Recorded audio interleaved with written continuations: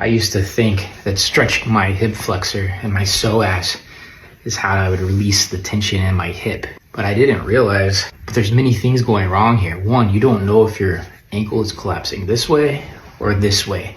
Hip internal or external rotation. It's also a very passive stretch. See, the problem is we have fascia that runs in vertical lines and spirals up through our hips, and it connects down to our ankles through our rib cage, all the way up in our arms and forearms. And if we sit long enough, it all starts to congeal into one in our hips.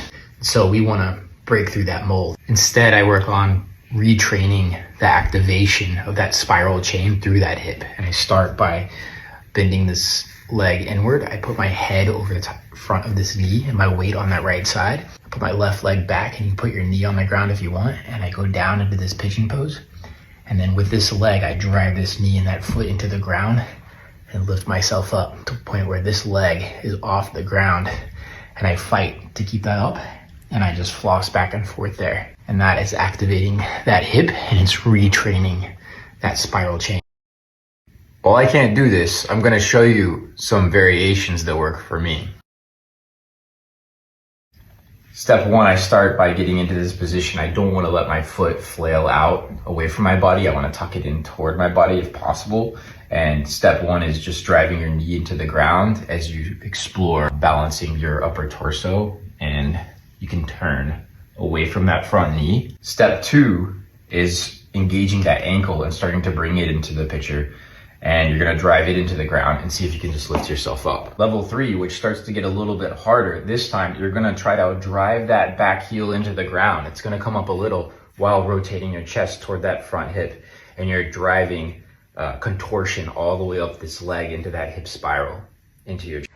These 90-90 movements didn't work for me. They may feel good for a day or so, kind of like going to the chiropractor getting a massage. It's all good. It's not gonna solve your joint pain unless you're training to just kick balls like this. See, the problem is we have a ball and socket joint in our hip, and our ankle also acts like a ball and socket joint. And those things have to learn to move together. And that's how you train internal, external rotation, through force through the ground. But even understanding that, it's not that simple, because you have to learn to move through them. And you have to learn to retake control of your hips and your ankles through all dimensions, not just on this flat ground, which is training you in a very specific way. Stop doing this stuff because it just doesn't matter. It's never gonna help you with your low back pain or tight hips. To even begin to think about how to hold yourself up through your entire body, it starts at the feet and making that connection through your knee and your hips. When we walk, our head shifts slightly just above the other foot. You wanna keep those feet narrow, and in this half kneeling position is a good way to begin training yourself to retake control of your ankle mobility. One solid drill is to get all the weight into the big and little toe ball of your foot.